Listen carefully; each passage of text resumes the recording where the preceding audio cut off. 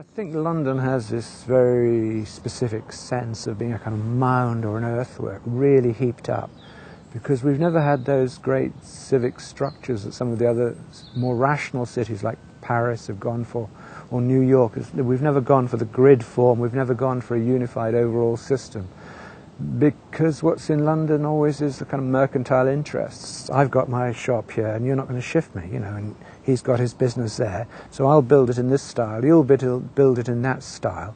Now and again some great magnate will appear and capture a piece of property and remake it, but nevertheless it's going to be built on top of the London Stone or the Temple of Mithras or whatever.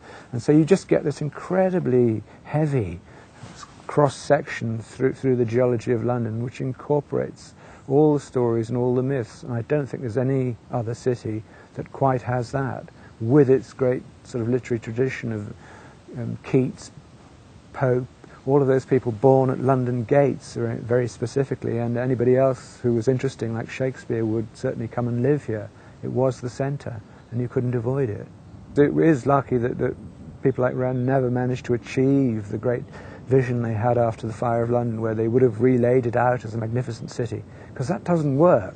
The bits he did lay out, he got the Fleet River, and he saw that the Fleet River should be like Venice, and so they built bridges over it and they built a whole series of buildings.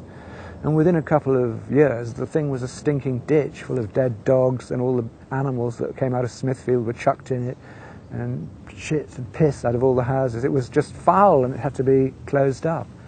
And this is the kind of drawback to the great systems of London, is that any magical scheme of that sort is always undercut by the dingy, grubby reality. And I think we're going to get exactly that with the Olympic project, because they're talking about turning it into Water City. The very name of Venice is coming back again. And you look at the River Lee out there, it's just, at the moment, it's a carpet of green algae. It looks like a meadow filled with dead fish, dead dogs, the whole thing.